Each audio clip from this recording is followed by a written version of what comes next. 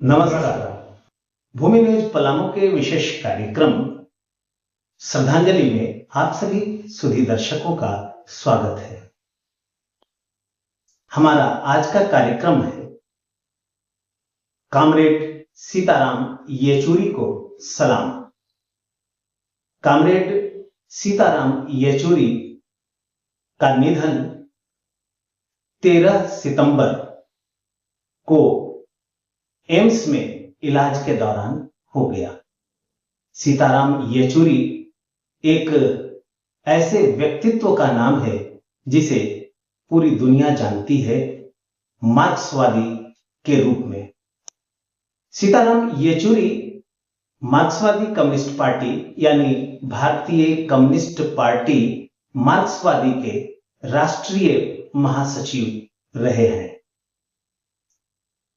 उन्होंने अपने राजनीति की शुरुआत छात्र राजनीति से की, यानी स्टूडेंट फेडरेशन ऑफ इंडिया से। और जब हमारे देश में आपातकाल लगा था तो उस वक्त उनकी गिरफ्तारी छात्र राजनीति के दौरान ही हुई थी। और जब आपातकाल खत्म हुआ तो उन्हें जेल से रिहा किया गया और जेल से रिहा करने के बाद उन्होंने भारतीय कम्युनिस्ट पार्टी मार्क्सवादी को प्रकाश कारात के साथ ज्वाइन किया और वर्तमान में वो राष्ट्रीय महासचिव थे। उनके निधन से मजदूरों के आंदोलन, श्रमिकों के आंदोलन, श्रमिकों की भावना से संबंधित राजनीति को एक धक्का लगा है, एक बहुत बड़ी क्षति हुई है। और उन्होंने अपने जीवन में जो कुछ भी किया वो मजदूर की बेहतरी के लिए किया, छात्रों की बेहतरी के लिए किया, नौजवानों की बेहतरी के लिए किया और वैज्ञानिक चेतना के विस्तार के लिए किया। हम उनके इस प्रतिबद्धता के लिए भूमि न्यूज पलामू की ओर से सलाम करते हैं। आप सीताराम येचुरी के पूरी जीवन गाथा को अगर देखें जी तो पहले तो उनको श्रद्धांजलि इसलिए कि भारतीय राजनीति के जी जो एक स्वर्णिम अक्षरों में लिखा जाएगा एक आदर्श नेता के रूप में, तो उसमें सीताराम येचुरी खरे उतरे हैं। बिल्कुल। उनका अगर जीवन का सफर को अगर गौर कीजिएगा तो बिल्कुल आप देखिएगा एक मध्यम परिवार से वो निकल कर आए जी। उनके पिताजी और उनके माताजी दोनों सरकारी सेवक थे, सरकारी नौकरी करते थे जी। उनकी प्रारंभिक शिक्षा दीक्षा जो है, वैसे तो जन्म उनका तमिलनाडु में हुआ, चेन्नई में, लेकिन प्रारंभिक शिक्षा जो है सो हैदराबाद के अंदर जी। जब वो दिल्ली आए तो दिल्ली में जब वो अपनी पढ़ाई को शुरू किए थे तो जो 10वीं का बोर्ड होता है उसमें पूरे देश में वह जैसे टॉप किए थे। तो वहां पर देखिए एक विलक्षण उनके जो प्रतिभा था वो जैसे निखर कर सामने आया। जब वो कॉलेज के अंदर गए तो अर्थशास्त्र के विद्यार्थी के रूप में भी पूरे देश में वह जो है सो टॉप 10 में उनका स्थान था, 1-2 में उनका स्थान आता। और जब वो रिसर्च के लिए जेएनयू में गए तो वहां पर भी आप देखिएगा कि वो जब वहां के छात्रों के साथ में मिलकर वहां के शिक्षा की व्यवस्था को लेकर जब वो पढ़ रहे थे, जब वो अध्ययन कर रहे थे, उसी दरमियान वो छात्र राजनीति में प्रवेश किए और 3-3 बार वह जवाहरलाल नेहरू विश्वविद्यालय के अध्यक्ष बने, छात्र संगठन के अध्यक्ष बने जी।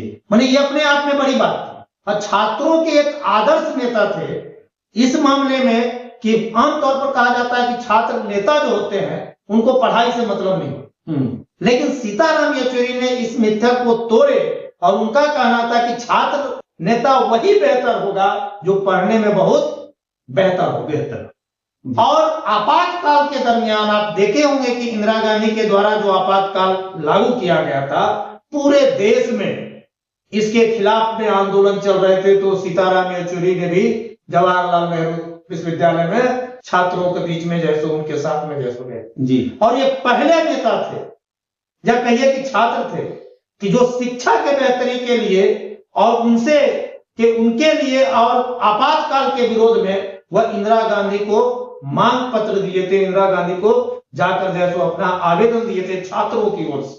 और इनको लगा कि शायद उस समय के इंदिरा गांधी के जो छवि देश में बनाकर रखा गया था कि वो मानेंगे नहीं, इनको छात्रों को गिरफ्तार करेंगे। इसके बाद में वो गिरफ्तार भी हुए जी। लेकिन इंदिरा गांधी ने बजाबते डेलीगेशन मीट किए और ये पहला व्यक्ति थे कि इंदिरा गांधी के प्रधानमंत्री के रूप में और एक छात्र नेता के रूप में डेलीगेशन में छात्र के मुद्दा को बहुत क्या कहते हैं ताकत के साथ में उठाने का काम जी।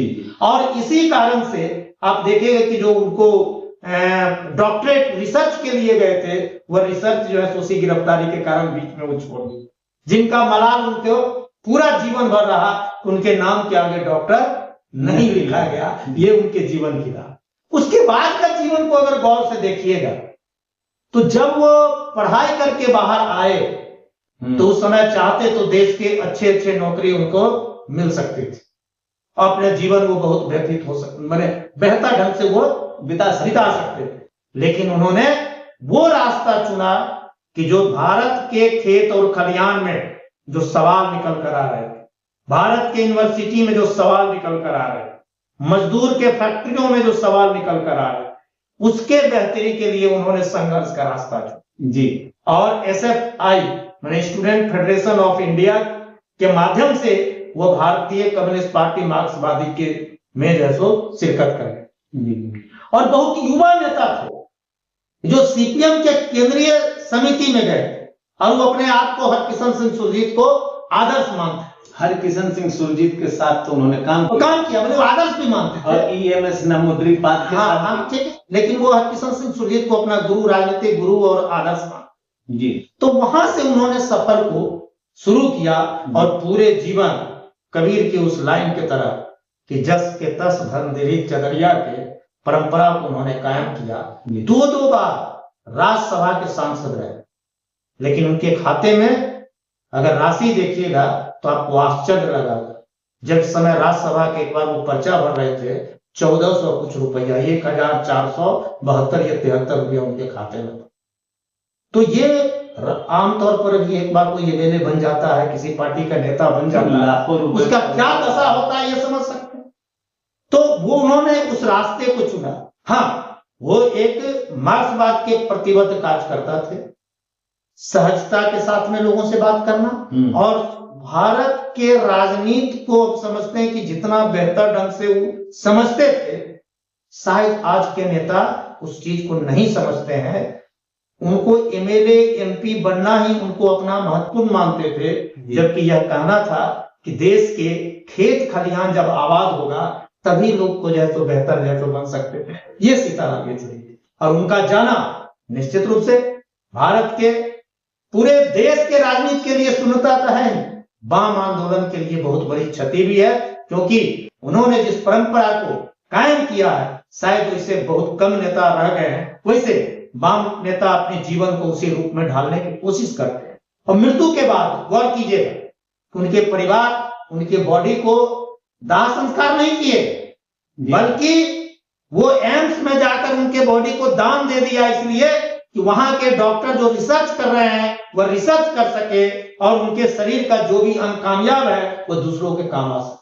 तो इस आदर्श पे माने इतनी ऊंचाई पर उनकी आदर्श थी, उनका निधन निश्चित रूप से देश के लिए बहुत बड़ी क्षति है। बाकी गोदी मीडिया या दूसरे मीडिया कितना विश्लेषण करता है ये मालूम नहीं जी, लेकिन कम से कम भूमि न्यूज ने इस चीज को सामने लाने का काम किया है, ये बड़ी बात है और इस परंपरा को आगे बढ़ाना। देश, खेत, खलिहान और छात्र, नौजवान, मजदूर, किसान को आबाद करने की राजनीति करने वाले